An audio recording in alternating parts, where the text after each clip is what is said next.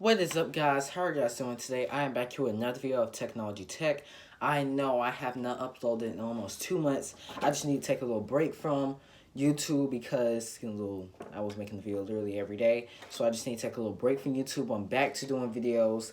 And today we're going to be talking about the best smartphones of the year. We're going to have like so many different categories. We have like plenty of different categories here. We have the best smartphone of the year, the worst smartphone of the year, the best value smartphone of the year, the best compact phone of the year, the best big phone of the year, the best camera phone of the year, the best battery life phone of the year, and the most improved smartphone this year. So it's getting close to 2021, so it's time to make a video of the best smartphones this year. First, we're going to talk about the best phone of the year overall. Now, I'm actually going to keep this to last, so write your comment down below which you guys think is the best smartphone of the year. Let me do this. This is my opinion this year, so everything on here is my opinion, so don't come at me if you don't like this. This is totally my opinion as the best smartphone of the year. First, let's talk about the worst smartphone of the year. Now, we had a lot of great smartphones this year. We really didn't have any bad smartphones this year. But there were a couple smartphones that I feel like just shouldn't even exist this year. And that worst smartphone of the year is the Galaxy Note 20. Yes, the Galaxy Note 20.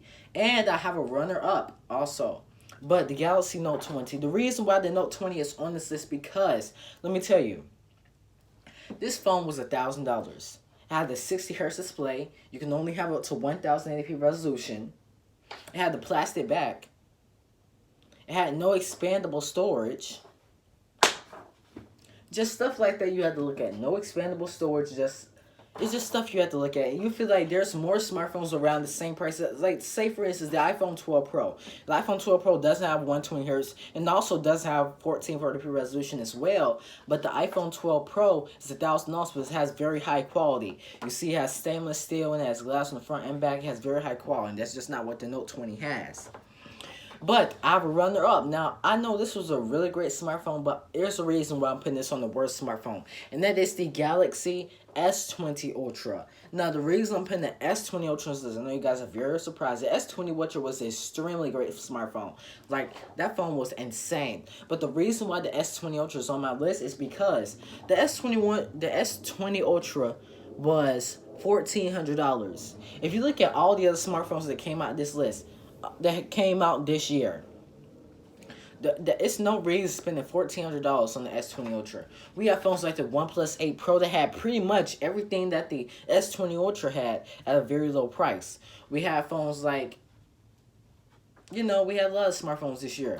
We have phones like Huawei came out with the Mate 40 Pro that had a lot of stuff that the S20 Ultra had at a lot cheaper. So I feel like the S20 Ultra was a little bit overrated and a little bit overpriced.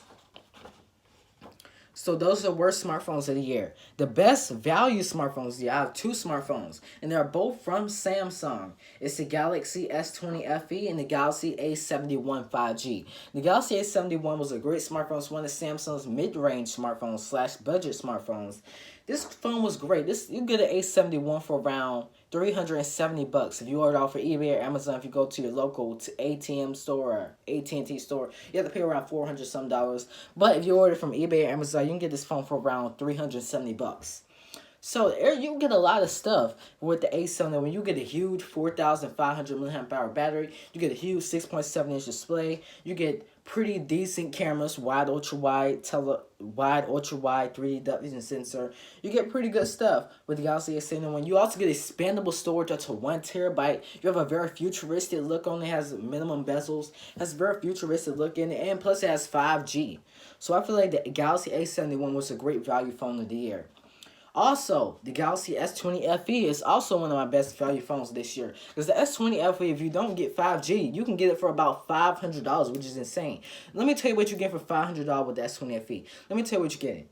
You're getting a 120Hz display. You're getting a flagship processor, a flagship display, great cameras, great battery life. So the Galaxy S20 FE is definitely one of the best smartphones of the year and the best value smartphones of the year.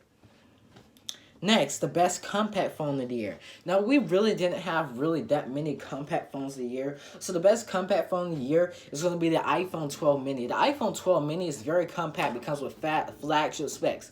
I'm talking about the iPhone 12 mini Has great build quality, has glass on the front and back, comes with wireless charging, comes with that new MagSafe that Apple was talking about, comes in plenty of different colors for you to choose from, comes in 64, 128, or 256. So you get a lot of stuff with the iPhone 12 mini. Plus it has a great camera, flagship processor. The battery life could be better if I would put a little bit better battery life in it. But overall, it was pretty good. Plus, it has an OLED display up to 1080p resolution. Really great with the iPhone 12 mini. It has $700. I feel like $700 is a little bit too much, especially when you don't get a charger or headphones in the box. So I feel like the iPhone 12 mini could be cheaper, but we have to see.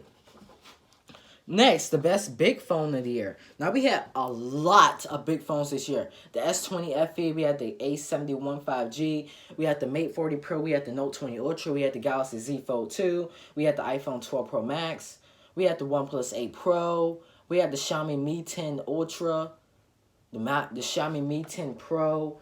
We had a lot of big smartphones here, the P40 Pro, a lot of stuff like that. But the best big smartphones here, I have two smartphones. It's the Galaxy Note 20 Ultra and the Galaxy Note 20 Ultra and the Mate 40 Pro. The reason is I know the Mate 40 Pro is definitely one of the best big phones of the year because the Mate 40 Pro literally has everything that you need, but the only thing it doesn't have is Google Play services. If Huawei wasn't banned from here in the US, it would definitely be one of the best phones of the year. Because think about it, the Mate 40 Pro is great in literally every category. Display, great. Cameras, great. Security and privacy, great. Build quality, great. Charging speed, great. Cameras, great. Battery life, great.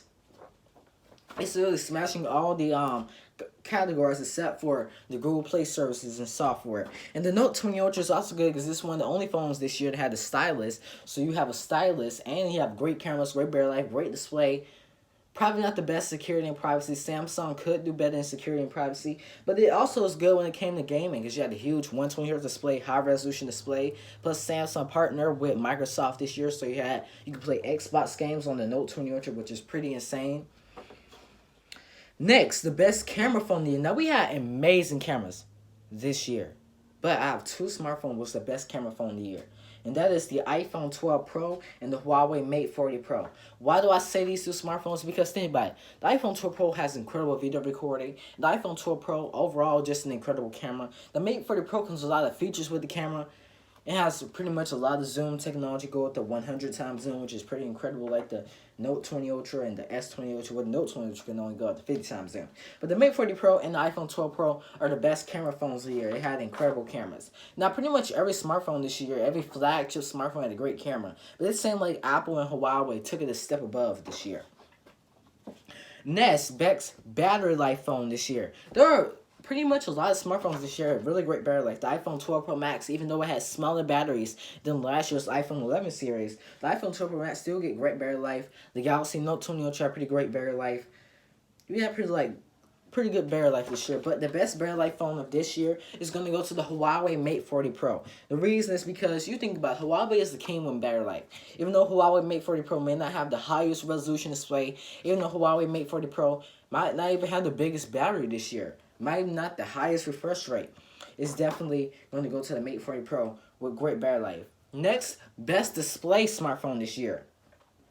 It's obvious which phone has the best display. We all know who made the best display, Samsung. So that's where we're going to go to Samsung with the Galaxy Note 20 Ultra. So the Galaxy Note 20 Ultra has the best display this year. It's a high resolution display. It's a 1440p resolution. Plus, you have 120Hz display. You had the huge 6.9-inch display. Samsung had one of the biggest smartphones this year. Plus, the Galaxy Z Fold 2 had what? A 7.6-inch display. So huge. Next, the most improved smartphone this year. And that is going to go to the Galaxy Z Fold 2. The Galaxy Z Fold 2 is not without a doubt the most improved smartphone this year. The Galaxy Z Fold 2 take everything with the Galaxy Fold and made it better. They had the outer screen was a lot much bigger. You put 120Hz display, had a bigger battery, had better cameras, had better battery life, all that. So the Galaxy Z Fold 2 is the best improved smartphone this year. Now, last but not least, the one we've all been waiting for, the best smartphone this year. And that's going to go to two smartphones from